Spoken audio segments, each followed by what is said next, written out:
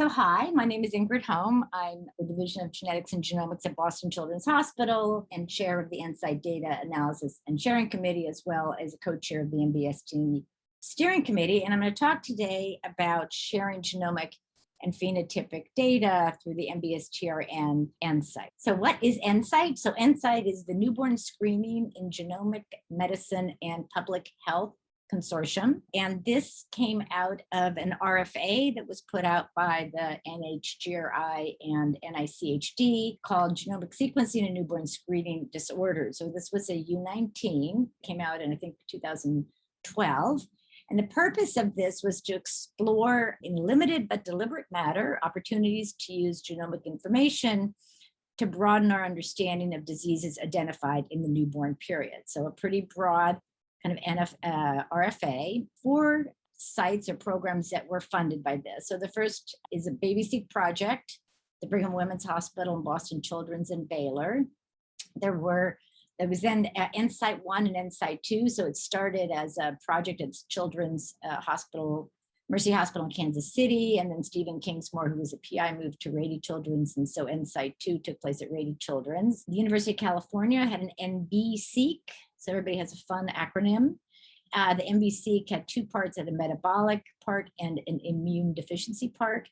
And then North Carolina's newborn exome sequencing for universal screening, otherwise known as NCNexus, was a 4th project. And as you can see, all of these projects involve sequencing either whole genome or whole exome of newborns. And then the program also had the program officers, the NICHD and NHGRI as part of the program. So I'm quickly going to just go through what the 4 projects were.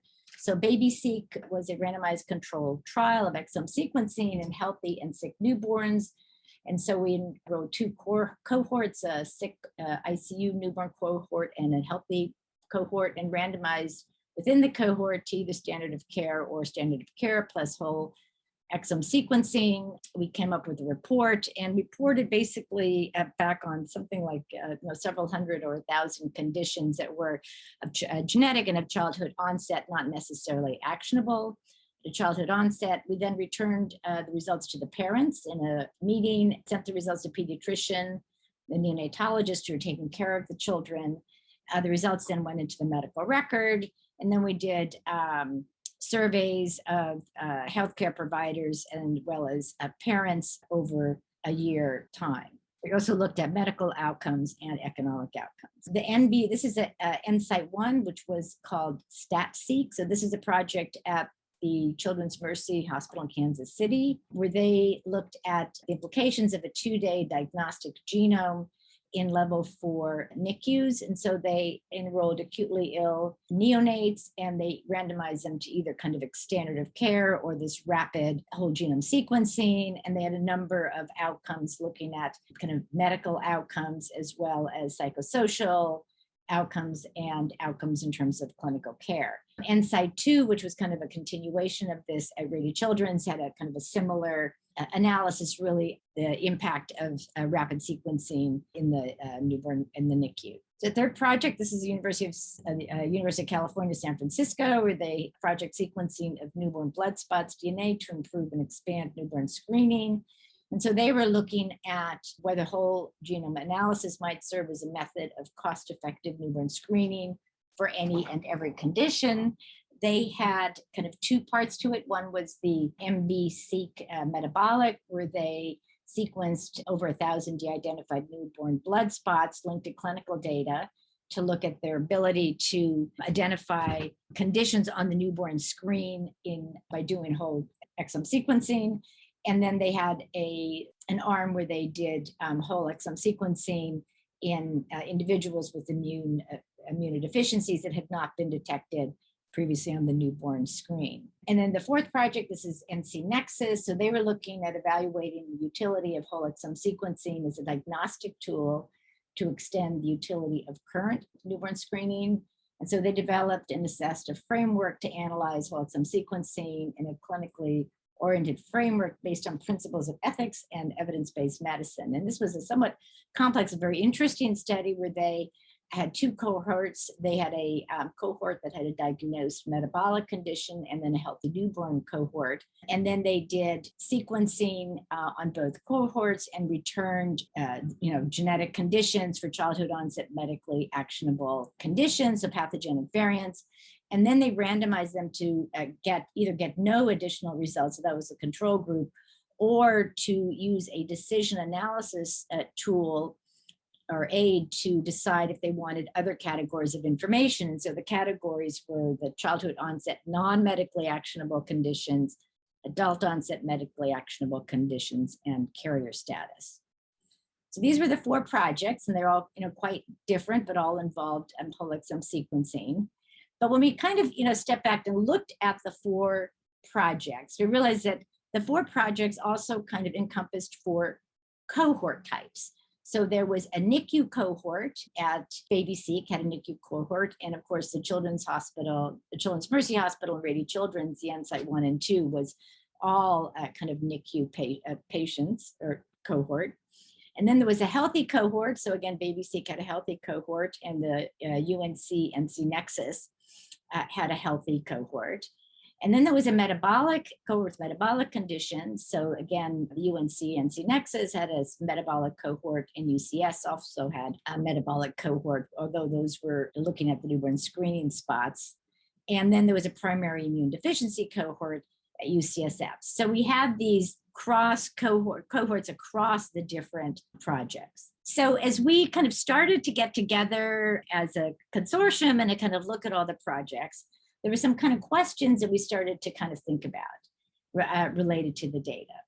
So the first was kind of when the data was the same across the 4 projects or a subset of them, for example, like in the NICU cohorts, is it important to collect the data in the same way? So different projects, similar cohorts, should be maybe collecting data in a similar manner. Should the data from the 4 projects be stored in one location? Should there be a kind of a goal of combining the data, since we are kind of a consortium? And was that kind of important to do? And if we thought that these 2 questions were kind of important, and the answer might be yes, then we kind of started to think about, should we move forward with a recommendation to incorporate some of the tools at the NBSTRN where possible across the 4 projects? And we initially actually, as we started to answer those first 2 questions, we actually looked at other potential ways of kind of collecting data. And it seemed pretty clear as we looked at the options that the place to do it would be the NBSTRN. We explored other options, and there really was nothing else that had something similar, had tools similar to what the NBSTRN had. It was an important thing for them to do. They were funded as a contract to really do this kind of work. And there was really nobody else out there who had the same kind of raison d'etre to bring newborn screening research together in the way that the NBSTRN was. And there was no one really who had the same tools that they did. So it seemed pretty clear that that was kind of the way to go. Okay, so we think we should bring the data together. We think the NBSTRN is kind of a way to do that. And so then we have to think about why are we doing this? What are some of the goals of collecting both these common data elements, it would be the phenotypic data, as well as bringing the genomic data together? So we thought, well, what could you kind of do with this? And so first we thought about it, well, what kind of research would we do? And it certainly seemed like there's a lot of opportunities. There's certainly gene discovery. There's potentially looking at phenotypic spectrum of rare variants that we found at, let's say, more than one site, looking at modifying genes for metabolic conditions, looking at PGX studies. And then we thought, so those are kind of the types of research, and these types of research could be done across NSIGHT, so across all the groups or between 2 or 3 of the sites. We also kind of thought, well, if we do this kind of get this kind of information, another goal is really to facilitate research across the NBSTRN. So the NBSTRN has a lot of other research projects, and we could really be parts of those and facilitate research. And we also then kind of thought, well, another goal might be to have the NBSTRN help us kind of generate, say, periodic reports on what data have been collected and this type of thing to the NICHD and the NHGRI, and also to use the NBSTRN to contribute to other efforts such as dbGaP, ClinGen, ClinVar. So we kind of looked at that. There really were a lot of kind of opportunities that seemed pretty clear if we were collecting all this information together as a consortium.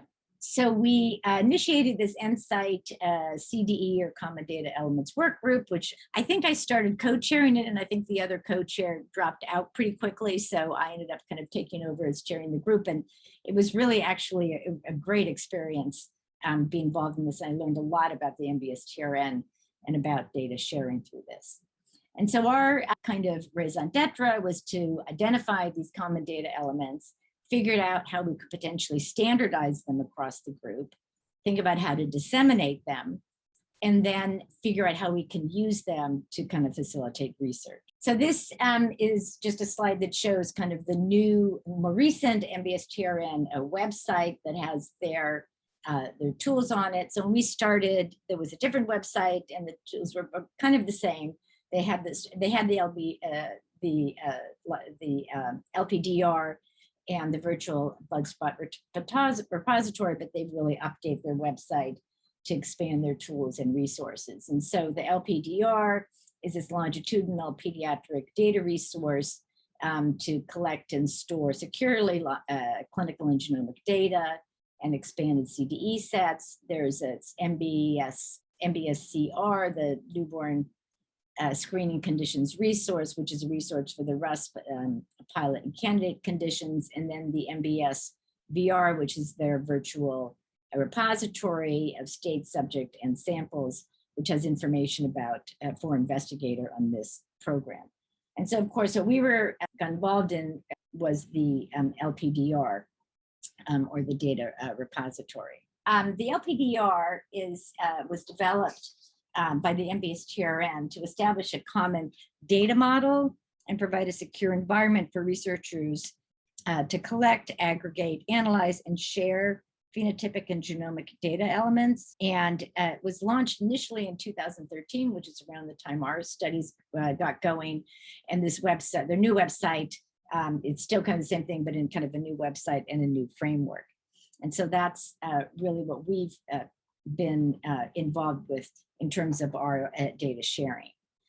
And the assumption with the LPDR is that a set of common data elements, or CDEs, would enable aggregation, analysis, sharing, and reporting of information across newborn screening stakeholders, including researchers, clinicians, state newborn screening programs, patients, families, and federal partners. So it's really, the whole idea is to bring all this data together to share with a large number of stakeholders.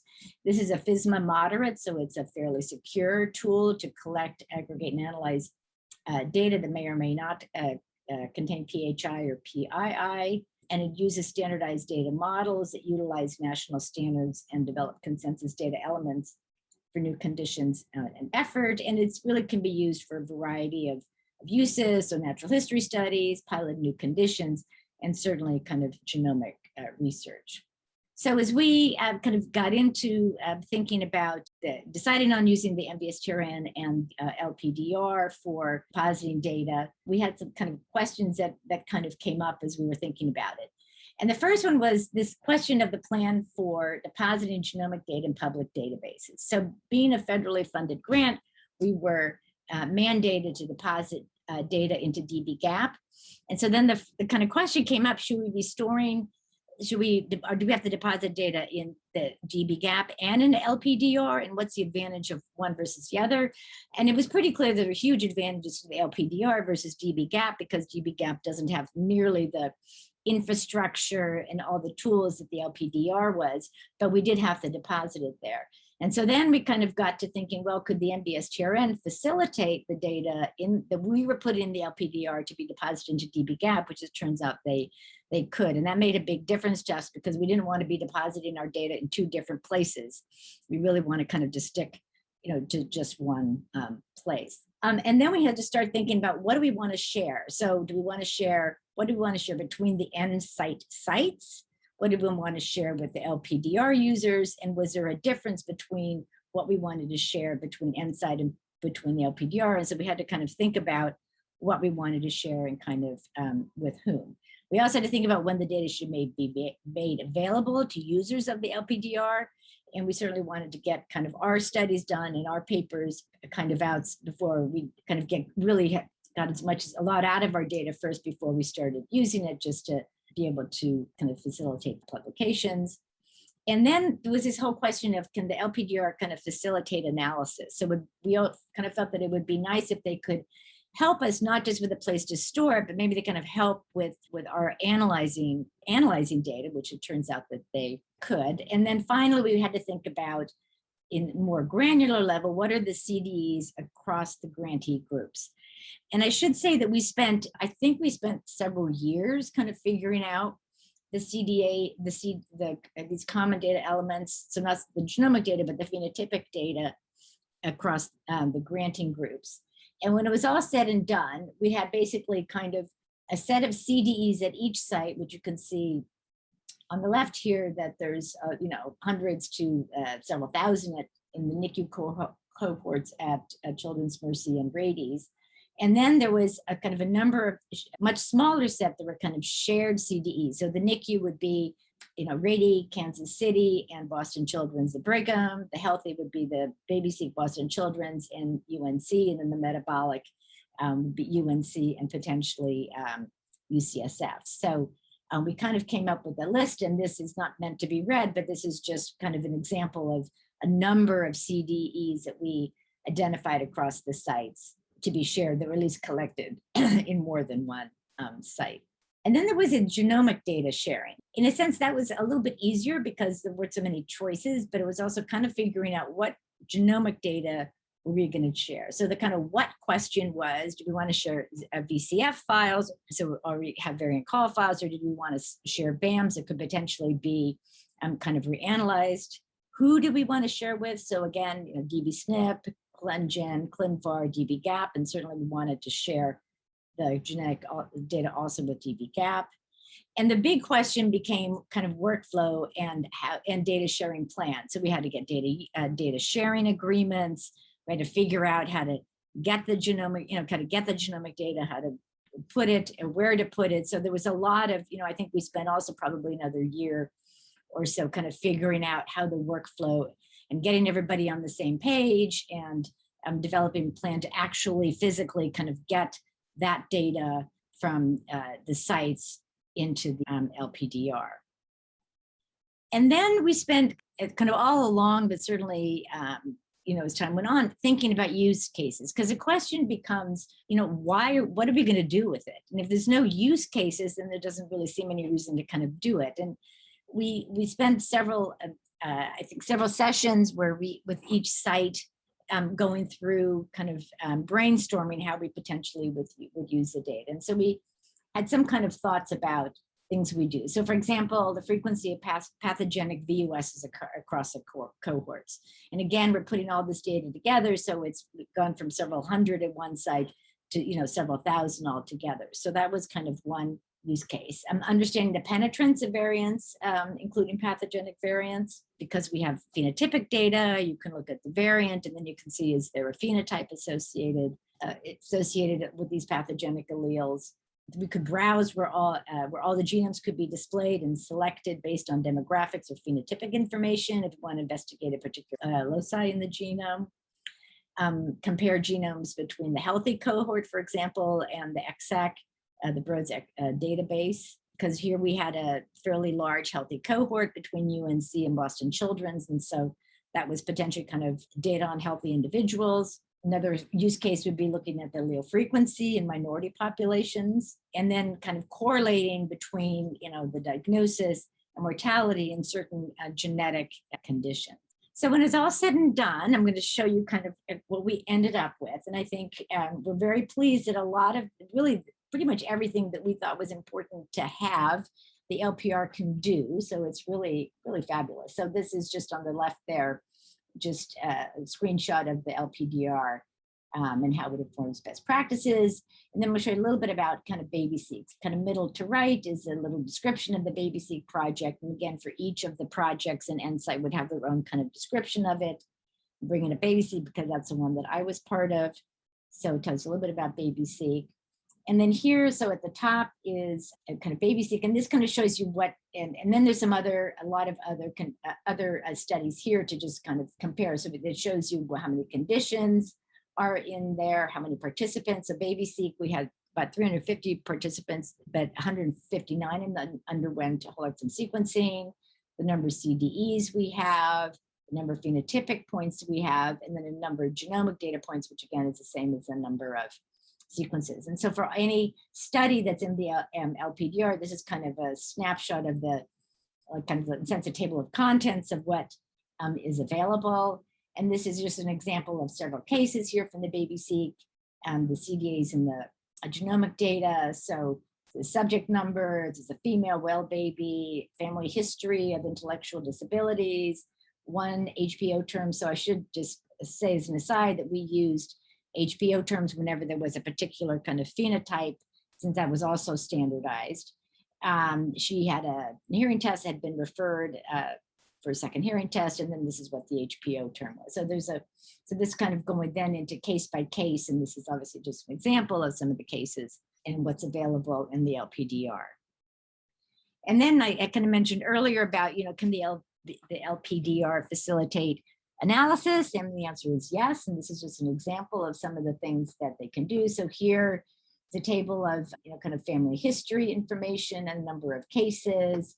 This is just kind of word cloud of phenotypes, and not surprisingly, gestational age comes up as being there often. How many passed, referred, or not reported for the hearing tests, race and ethnicity. And as you can see, BabySeq actually was quite a large proportion was white, not so much other ancestry populations, male and female. And then here there's a cohort. So how many were well babies and how many were sick babies? So this is kind of high level analyses, and certainly there's a lot of other things that could be done, but these are kind of things that are really readily available on the website if you want to kind of look quickly to get an idea of what the cohorts, a little bit more about the cohorts. And then you can do kind of data analysis by going into them and doing kind of much more detailed analysis. So this is just like a high level view of each of the cohorts. And finally, NICH, the MBSTRN, partnered with the NIH CDE repository. And essentially, they've worked with them to kind of facilitate sharing with the NIH CDE repository. So this is a repository that involves multiple NIH institutes and allows researchers to kind of build data collection instruments and share CDEs and contribute data elements. So it's really a way of having data shared, not just of the LPDR with the NBSTRN, but really to more broadly share with the NIH and kind of with other projects.